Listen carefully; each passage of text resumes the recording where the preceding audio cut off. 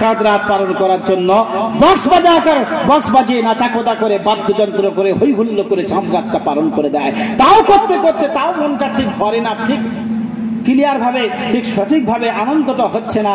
বলছে একটু শরবত না খেলে হয়, একটু নাপাক পানি না খেলে হয়, শয়তানে পেশাব খাবে।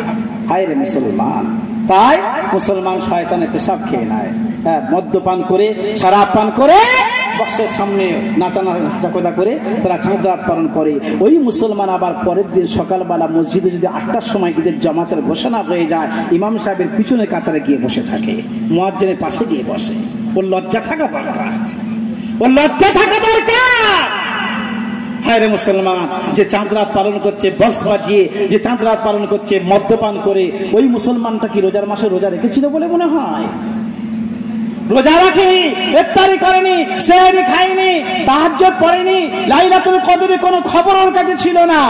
সেই মুসলমানটা মার্কেটিং করে আর ইমাম সাহেবের পিছনে গিয়ে বসে থাকে। হুজুর 8টায় টাইম দিয়েছেন, 10 মিনিট বাকি আছে, কারোর জন্য কোনো মতে কোনো অজুহাতে 1টা মিনিট যেন দেরি না হয়ে যায়, চাকরি থাকবে না আপনার। আবার কিছুক্ষণ পরে বলছে হুজুর 5 মিনিট বাকি আছে, যেন টাইম ঠিক রাখা হয়। কেন ইমাম সাহেবকে যদি বারবার এই কথা বলে, ইমাম সাহেব যদি বলে যদি 5টা মিনিট অপেক্ষা করা হয় তোমার অসুবিধাটা কোথায়? সারা বছর তো খবর পাওয়া যায় না, খোঁজ পাওয়া যায় না, অসুবিধাটা কোথায়? বলছে আপনি জানেন না, আপনি তো হুজুর লোক, মসজিদকে ভাজা করে বসে থাকেন, মসজিদের সঙ্গে আপনার তাল্লুক সম্পর্ক আছে, দুনিয়ার খবর রাখেন।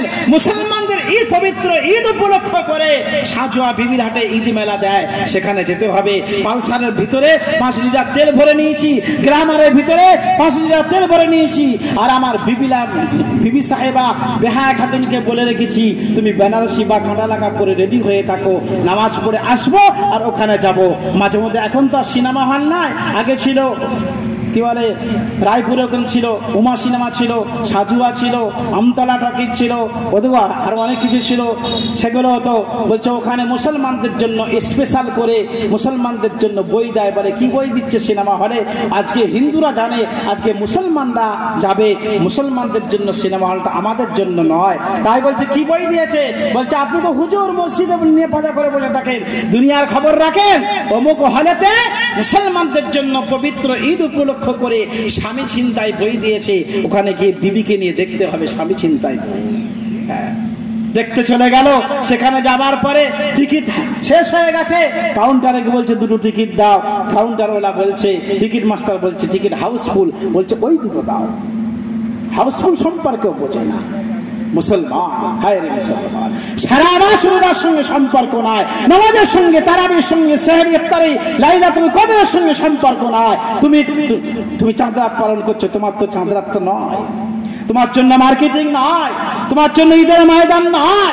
তোমাকে কে যেতে বলেছিল? কে এত তাড়াহুড়ো করতে বলেছিল? এ মুসলমানের আল্লাহর ভয় আছে বলে মনে হয়? নাই। আল্লাহকে যারা ভয় করেছে তারা কামিয়াব হয়েছে, তারা কামিয়াব হয়েছে। আল্লাহর নবী সাহাবায়ে কেরামরা আল্লাহকে ভয় করে চলেছেন।